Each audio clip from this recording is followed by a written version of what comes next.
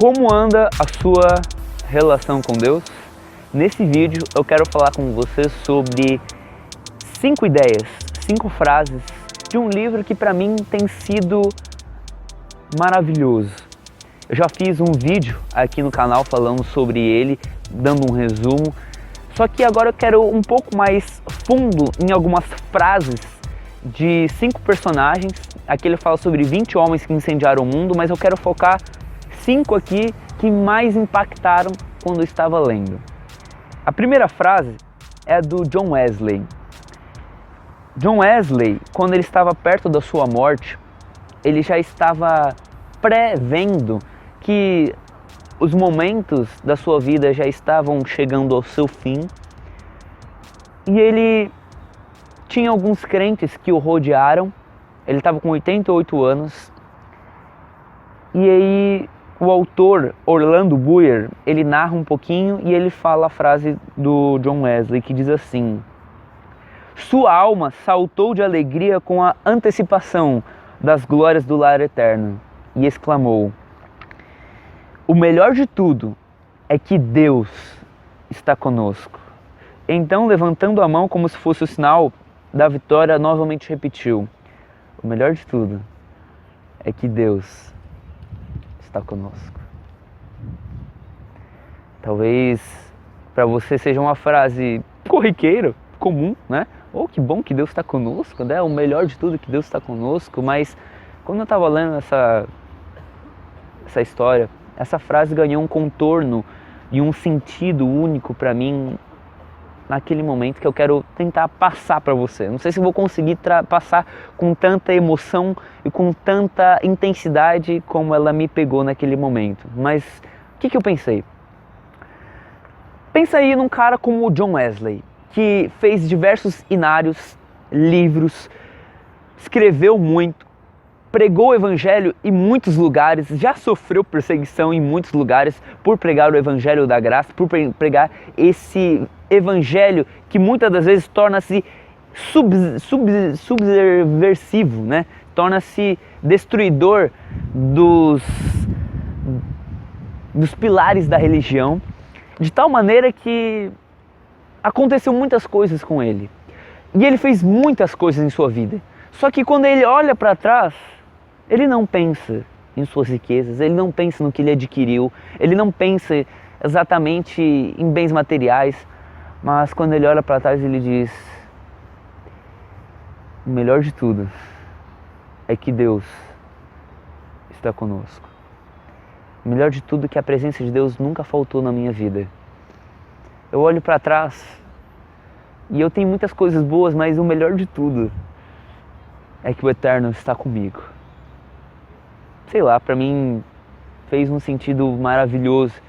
Às vezes a gente não dá tanto valor a essa preciosidade que é você ter a presença do Espírito Santo em você. A sublimidade de você ter o bem maior, que não pode ser roubado pelo ladrão e que não pode ser perdido com coisas terrenas. É algo que vem de Deus.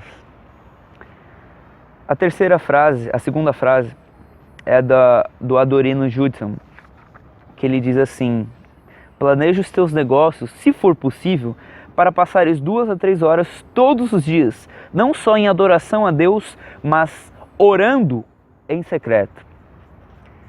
Ele me faz pensar nessa frase que a oração, ela é também um planejamento. Muita gente utiliza como pretexto que não sente vontade de orar, que só vai orar quando realmente sentir aquele desejo imenso de buscar a Deus, de falar assim: quando eu sentir aquela vontade de buscar a Deus, aquela inspiração, quando eu ouvir uma voz, eu vou lá pro meu quarto, me fecho lá e vou orar, né? E muitas vezes também a gente deixa à mercê das circunstâncias. Quando eu sobrar um tempo, eu vou orar. O Adorino Judson me ensina que a oração é um planejamento. Não é a oração que tem que trabalhar em favor dos teus negócios. É os teus negócios que tem que trabalhar em função das suas orações. É você que tem que estrategiar o seu dia de maneira em que você coloque a oração como primeiro lugar, como principal. A coisa principal é fazer da coisa principal a coisa principal. Mais do que saber o que é principal, você tem que tornar a coisa principal na sua vida. De modo que se você tira isso, tudo mais vai tomando outro lugar. O segundo lugar vai tomando o primeiro lugar. E a Bíblia diz, buscai em primeiro lugar o reino de Deus. Então, planeja os teus dias. Eu sei que 2 a 3 horas hoje em dia, orando, é algo que é um nível de intimidade, de desfrutamento do Espírito Santo que muitas vezes a gente tem dificuldade. Talvez assim, finais de semanas, mas todos os dias, assim, é algo que a gente tem que renunciar a muitas coisas. É um conselho que ele dá, e eu acredito que é o melhor conselho, né? Buscar o eterno. Não substitua isso por nada. Eu tô falando aqui, mas, sabe, é difícil, mas vale a pena a gente substituir séries, filmes, amigos, saídas, livros, o que for, porque não existe nada melhor do que a presença de Deus. Enfim, a terceira frase é de George Miller. Ele teve uma realização. Ele era um cara que fazia muita coisa, ele tinha orfanatos, ele amava as crianças, de maneira que ele tinha muita coisa para fazer. E ele percebeu que quando ele orava, ele conseguia produzir muito mais. Olha que loucura, olha que realização, que insight.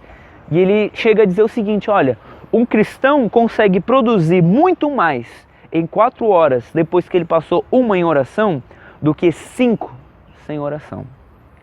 Ou seja, ele está dizendo, olha, se você fizer 5 horas, você vai produzir menos do que se você fizesse 4, passando 1 hora em oração com Deus. Porque quando você ora, Deus abençoa os seus negócios, Deus abençoa a sua capacidade intelectual, emocional, física. Deus está com você. Não é apenas algo humano, é algo que tem algo sobre-humano com você. É algo que vai além, é algo que é você com Deus. Charles Spurgeon tem uma frase que colabora para esse entendimento, que é: se formos fracos na oração, seremos fracos em tudo. De modo que o oposto também é verdadeiro, né? Se formos fortes na oração, seremos fortes em tudo. Deus, ele nos fortalece, nos encoraja, nos energiza, nos capacita para tudo, quando a gente coloca a coisa principal no lugar principal. Agora eu vou falar sobre John Paton. John Paton, ele teve um pai chamado Thiago Paton, que ensinou os seus filhos, no caminho do Senhor. Ele fazia aqueles cultos domésticos em que todos os dias ele, juntamente com a sua família, orava, lia a Bíblia, né? Tinha aqueles momentos com Deus. E além disso, todo dia, rotineiramente, Thiago Paton almoçava, ele ia para o seu quarto de oração. Era rotina, era algo automático, era habitual. De modo que os seus filhos, quando passavam perto do quarto, eles ouviam a voz do pai dele orando a Deus. Eles sentiam uma presença diferente no lugar onde o pai dele orava. Ele separou um quarto especificamente só para buscar a Deus, Thiago Paton. De modo que o João, seu filho, ele foi tão influenciado, ele foi tão marcado por esses momentos que mais tarde ele chega a declarar o seguinte, ele diz: eu nunca espero, quer num templo, quer em montes, quer em vales, sentir Deus mais perto, mais visível, andando e conversando mais intimamente com os homens do que naquela humilde casa coberta de palha. Se por uma catástrofe indizível tudo quanto pertence à religião fosse apagado da memória, a minha alma reverteria de novo ao tempo da minha mocidade. Ela fechar-se-ia naquele santuário e, ao ouvir novamente os ecos daquelas súplicas a Deus, eu lançaria para longe toda dúvida com esse grito vitorioso: meu pai andava com Deus, por que não posso eu também andar? Isso mostra o quão a gente consegue influenciar pessoas. Se você vive uma vida carnal, uma vida seguindo as inclinações da sua natureza, você inspira outras pessoas a fazer o mesmo. Só que o oposto também é verdadeiro. Quanto mais você busca Deus, mais você inspira outras pessoas a buscarem. Thiago Patton, ele buscava intensamente a Deus, de modo que o seu filho foi tão profundamente influenciado por isso, que ele mais tarde veio se tornar um missionário por causa das influências do seu pai. Ele foi tão marcado que ele diz, olha, se a Bíblia, se tudo quanto pertence a ele fosse apagado, eu só precisaria de uma memória, a memória de ouvir o meu pai buscando a Deus. Aquilo seria suficiente para mim dizer, meu pai andava com Deus, eu também vou andar. Agora, para terminar, eu vou citar a frase de Dwight Lyman Moody, que quando ele foi para a Inglaterra, ele escutou um pregador chamado Henry Waller pregando que dizia o seguinte: o mundo ainda não viu o que Deus pode fazer através de um homem que seja capaz de se entregar a Ele sem reservas. E ele pensou, Deus, Ele não disse que tipo de homem era, se era um homem pecador, se era um homem santo, que tipo de homem era? Ele disse um homem, eu sou um homem e eu quero ser o homem que vai mostrar para o mundo o que Deus pode fazer através de alguém que se entrega a Ele sem reservas. Eu quero ser esse homem. De maneira que essa frase me impacta de uma maneira muito profunda. E essa frase para mim continua valendo hoje. Eu quero ser um homem, não sei para você, não sei até que ponto você está entregue, mas eu quero ser alguém que vai mostrar para o mundo o que Deus pode fazer através de alguém que se entrega a Ele sem reservas. Enfim, Deus abençoe. Espero que você compre esse livro, que você leia ele, que você seja impactado por ele e vale muito a pena. Você já leu o livro Heróis da Fé? Qual dessas frases você mais achou interessante, que você mais gostou? Tem alguma outra frase no livro que você já leu, que você gosta? Deixa aqui nos comentários também. Vamos crescer juntos, vamos aprender uns dos outros. Se você gostou desse vídeo, deixe seu like e compartilha para abençoar mais pessoas. Deus abençoe. E nós vemos em nosso próximo vídeo. Peace.